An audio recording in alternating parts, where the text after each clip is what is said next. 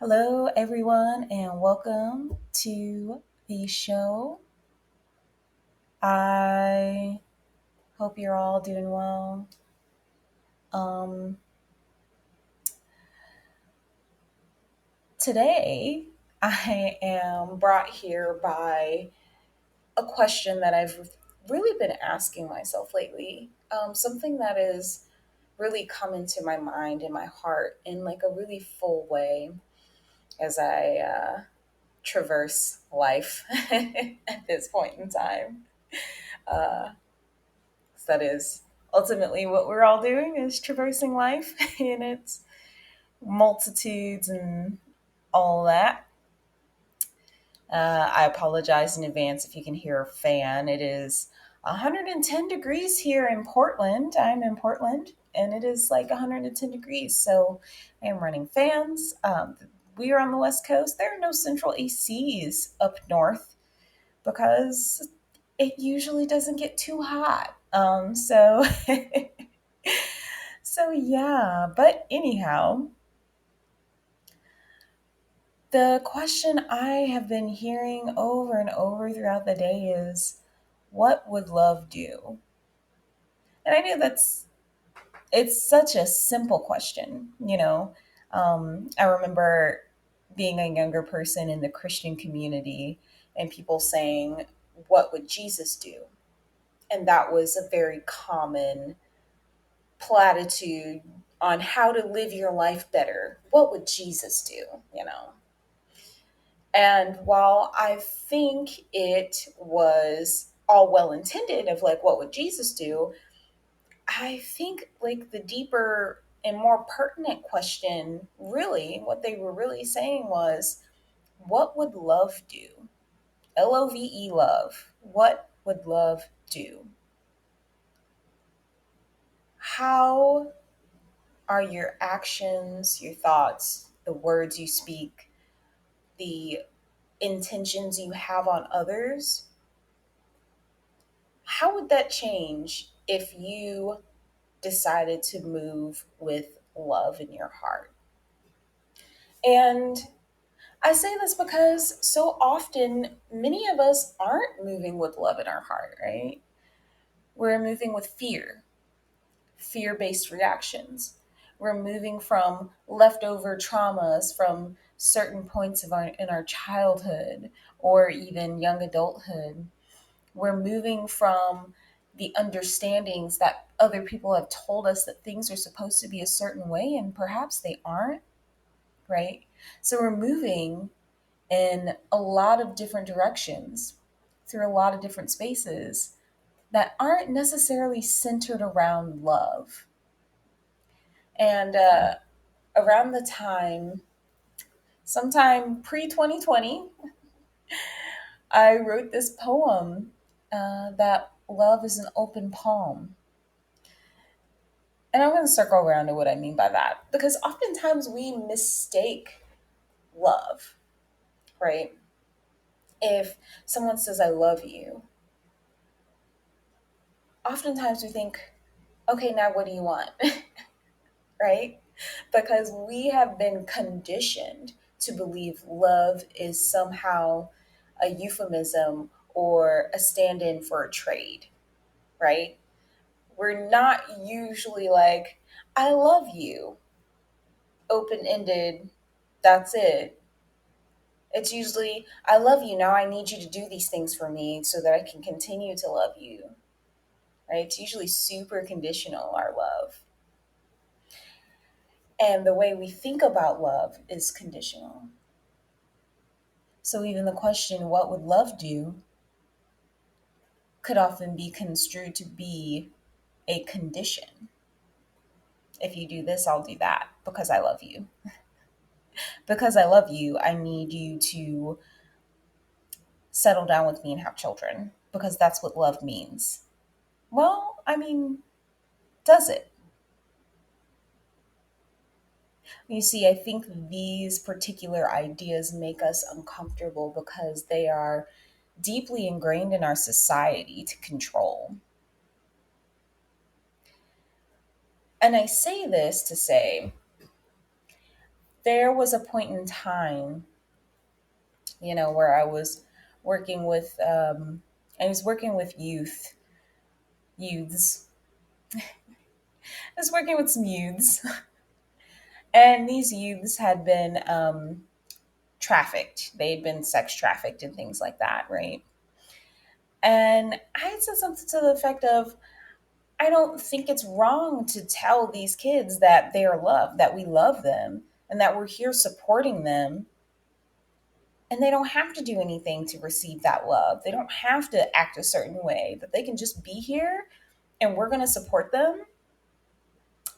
And the thing somebody said that was the pushback on that was, well, the word love has been used to control these kids. And I thought, huh, well, isn't that an even deeper, more meaningful reason to show them that love is not a condition or a control? Isn't this more of a reason to show them that love is selfless and giving and doesn't ask for anything? I think about love in its most pure state, you know, that it shifts and changes, but it asks nothing of you. Not even that you stay the same. And I think that's the thing that's really beautiful about love that we don't fully get. So when I say, what would love do? Love is this concept that we don't fully understand. Love is not sex. Love is not monogamy.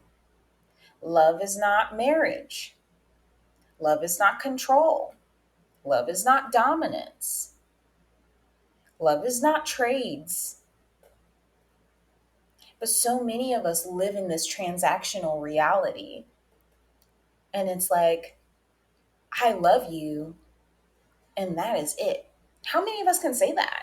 That we've really given that to someone, that we've been that person that says, I love you, and I don't need you to do anything. I don't need you to be anything. I simply love you, and that is it. That's it. What would that kind of love do for our world? What would that kind of love do for the people in your life? What would that kind of love do for yourself? If you were to sit yourself down and give yourself that kind of love, are you kidding me? We don't love ourselves like that. That's for damn sure. Okay, we don't walk around telling ourselves, Tony, I love you. There's nothing you need to do. You can be who you are, exactly who you are. When you're being your worst self, I still love you. If you are 30 pounds overweight, to my perception, to my expectations, I still love you. You don't need to change for me to love you. Can you imagine the world we live in if we had those conversations with ourselves every day? We talk about this inner dialogue. This is something I talk about all the time with my Reiki therapy clients, is that inner dialogue of what are you saying to yourself? Come back around to the things that you hear in your head, those criticisms that you hear every single day, and say to each and every one of them, what would love say to this thought? Really pay attention to the things in your head, because you'll start to find, especially if you look around at your life and you notice there's things you'd like to shift. If you're in this self-help world, always seeking the next best thing, the next best help, the next best book, the next best guru, if you're always seeking and you have never stopped to listen to what you tell yourself every single day and ask, what would love say to this thought? You literally walk around beating yourself up every single day, abusing yourself, taking over for the other people who told you you weren't good enough. Well, let me tell you something. Love doesn't move like that. I like I said, I wrote this poem. I'll post it somewhere. Actually, I think it's on Medium or something. I'll link it. I'll link that poem. But it reiterated that love is an open palm.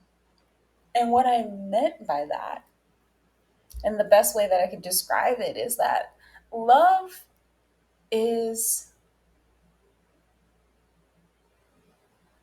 well, I mean, love is, right? Anything you say after that is simply explaining something that can only be felt.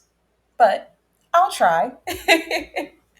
Words fail, but I will try to explain what love is. Unconditional love, because that's a completely different thing than what we say love is. Love is an unending fountain that can pour out of each individual. And I truly believe this can pour out of each individual. And the more you give it, the more you have. I honestly think love and Reiki are the same thing. If you're doing Reiki on someone and you're pouring in anxiety and worry and disappointment, like what kind of energy is that you're giving? If you're pouring Reiki into someone and you form that fountain of unconditional love, what could happen for another individual? What could happen if you were able to help another person give that to themselves? Right? Because at the end of the day, you can give this to yourself. At the end of the day, you don't need anyone to tell you any of this stuff because you already know. Okay, all of these people out here in the self-help industry and the therapy industry and all these industries of like helping you and all this stuff, right? If they are not telling you that you have the power within you and that we are literally here to help you remember that you already know your way to healing, they're not telling you that, don't follow them. They don't have the answer, you do. We're just here to help you remember the answers you do have. We're here to spark that little intelligence within you, that still small voice that is already there. We're here to massage that to awaken what you already have within, your fountain of love, if you want to call it that. I'm going to call it a fountain of love because it's corny and it's cute, okay? So we're here to shake awake the thing that you already are. You never needed anyone to tell you anything else, right? So love is transformative. And it doesn't just it's not one dimensional. It's your entire life. There are places and points in your life where you can look around and say, what would love do? And you can find the flow of love. And if we were to follow that in the people and the places that we go through, if we were to follow that flow, our whole life would be different. Our whole life would be, a river of love. You see these ocean metaphors, these water metaphors? Yeah, I like that. But all of that is to say, and here's circling back around to love being an open palm. Love is this open palm that continues to change and transform. It's many faces, but all the same current. I remember this year, 2021, I spent Valentine's Day alone, right? I spent Valentine's Day alone. Not gonna lie, y'all. I straight up did. I was home alone, okay? And I live in Portland, and anyone that is in Portland right now knows that this year we had a snowstorm that knocked the power out. That just so happened to be over Valentine's weekend.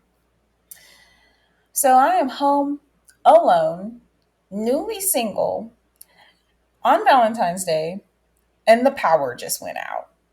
And so now I'm home alone on Valentine's Day in the dark. Okay? In the dark. And I'm like, fuck my life. Oh my God. Right? But the thing is, I chose to be home alone on Valentine's Day. I chose love. And the most loving thing I could do for myself and the person involved in that past relationship was to end it because it wasn't healthy, right? What love would do isn't always the easiest thing, but it is the most beautiful, necessary thing. Because guess what? When I chose love that day, my best friend was with her boyfriend, at their house hanging out. And I was stranded because I had a four-door sedan that I could not dig out of the snow. In Portland, they don't plow. And they don't put salt down. So I couldn't get out. Well, she had an SUV. And guess what? She came and got me. In the middle, it was like 9 at night. It was dark and it was nighttime on Valentine's Day. And she got up and she got me out with her Jeep and then went and dropped me off at another friend's house, her brother actually. And I stayed at his house. And then we stayed at his house for like 3 days because our power was out for like 3 days. And that's the transformative power of love.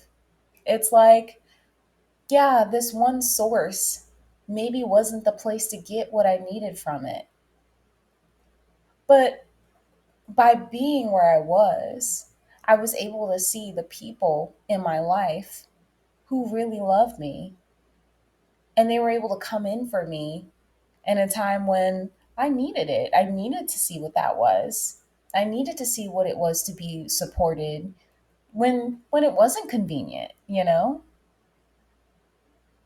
And so love showed me something else. It came in a new way. And how beautiful is that? And it's like, yeah, now I'll laugh about that Valentine's Day. And I have this fond memory of hanging out with my friends for 3 days while the power was out at our apartment, me and my roommate's apartment, over that freak snowstorm in Portland. Now we're having a freak heat streak right now. I don't know. Portland, what's happening with your weather? But I digress. How beautiful is it that love has a way of showing you that it's always available in different faces, in different places, but it's all the same stream. Thanks so much.